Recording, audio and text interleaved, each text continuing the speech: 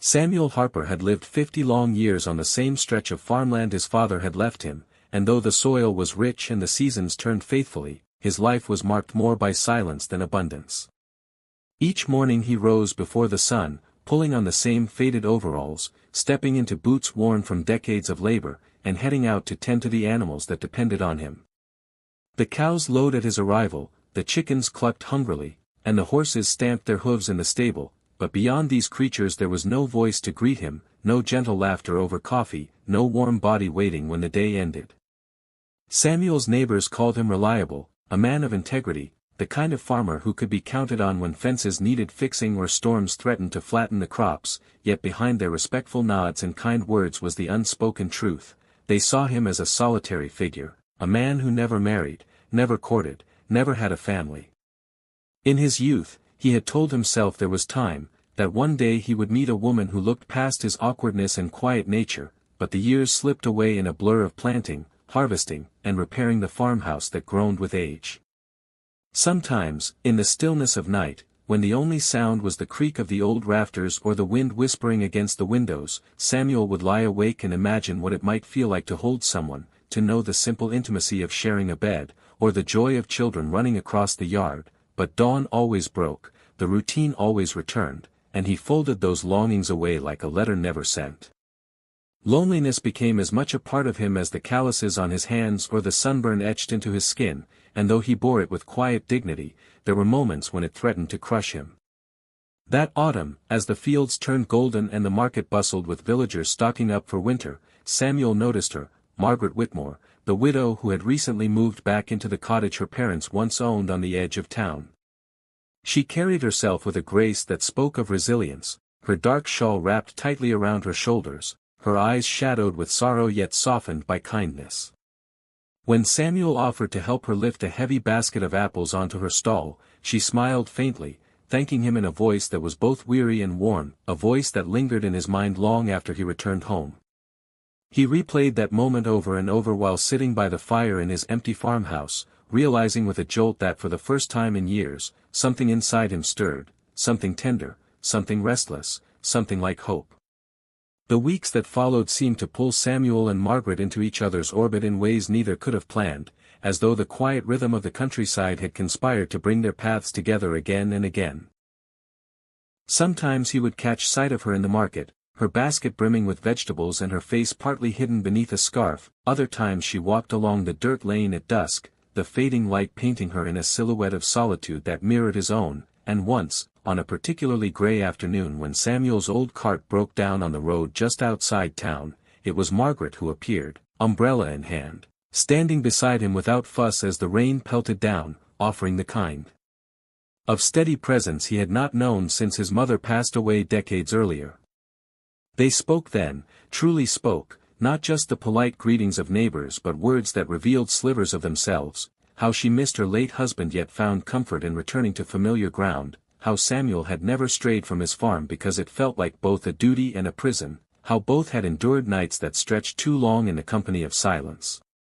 By the time Samuel had fixed the wheel and they walked the rest of the way to her cottage, the rain had thickened into a downpour that soaked his clothes and left his hair plastered against his forehead, and though he meant to wish her good night and trudge back to his farm, Margaret hesitated at the threshold of her door, studying him with a softness that made his chest ache, before finally saying in a low, uncertain voice, "It's too late and too wet for you to go back tonight, you could stay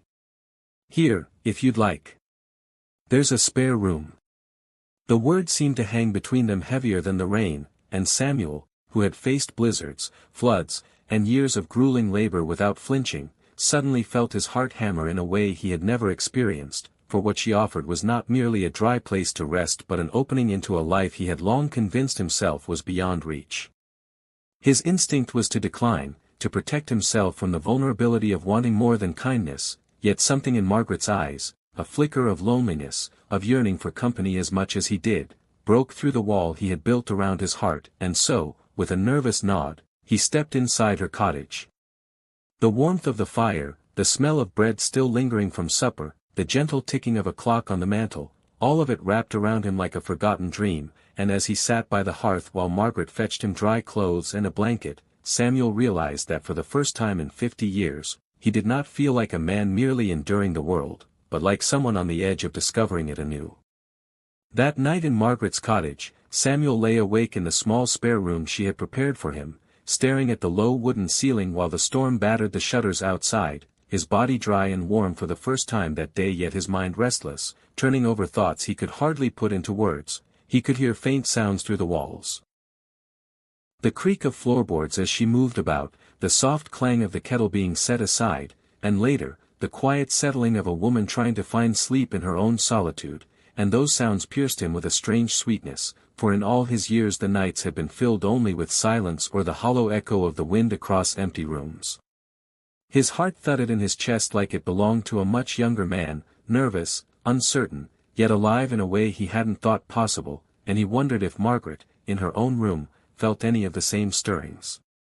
Midnight came, the fire's glow faded to embers, and just as Samuel was drifting between wakefulness and uneasy dreams, a gentle knock rattled the door. He froze, sitting up, his breath shallow, and when he called softly, Margaret's voice answered, hesitant but clear, "I don't mean to intrude, but I don't want to be alone tonight."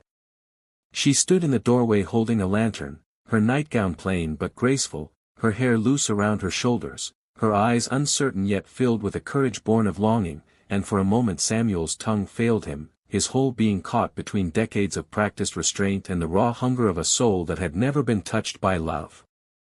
Margaret did not move further into the room, only extended her hand slightly, as though offering him the choice, and something in that gesture, the respect, the vulnerability, broke down the walls he had spent a lifetime building. With a trembling hand, he reached out, his rough fingers brushing hers, and she stepped closer, setting the lantern aside so that only the faint glow of moonlight through the curtains lit their faces.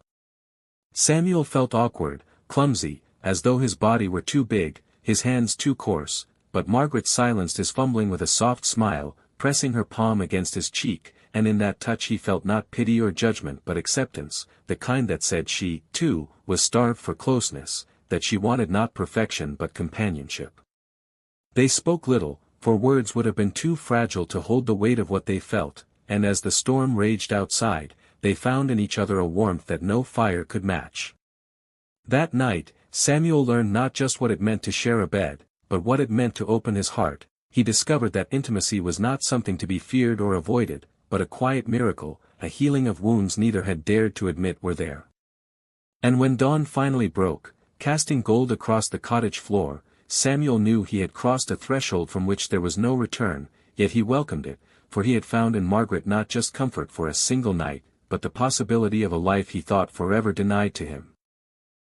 When the storm had passed and the first light of morning slipped gently through the curtains, Samuel stirred with a quiet awe, his body still heavy with the warmth of Margaret beside him, and for a long moment he simply lay there, listening to the sound of her breathing, the steady rhythm of life that he had never before shared with another soul. There was no shame in him, no regret, only a profound peace that seemed to seep into the very marrow of his bones, and when Margaret finally opened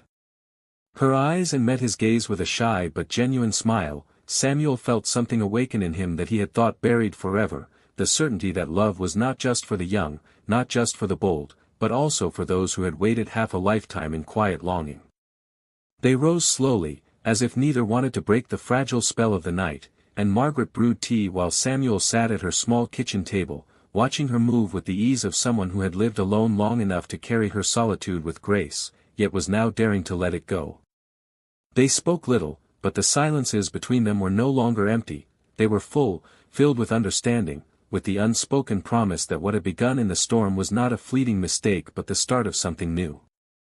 In the days that followed, Samuel found himself making excuses to see her, bringing over fresh milk, fixing a gate that hardly needed mending, walking the path to her cottage with his heart pounding like a young man's, and Margaret, for her part, met his visits with quiet joy, offering pies, conversation, and sometimes only the simple gift of her company.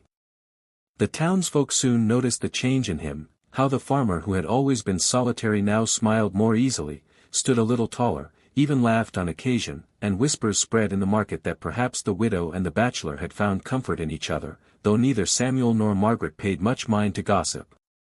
What mattered was the way the long evenings no longer felt endless, the way the farm seemed brighter with Margaret's visits, the way Samuel's heart, once heavy with silence, now beat with the steady hope of companionship.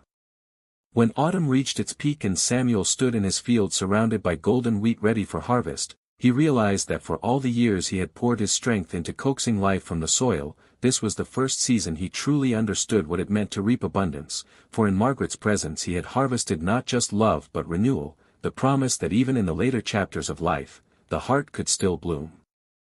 And as they walked together across the stubbled field one evening, Margaret's hand resting softly in his, Samuel knew that the emptiness that had haunted him for 50 years had finally been banished, replaced by the quiet, enduring truth that it was never too late to love and be loved in return.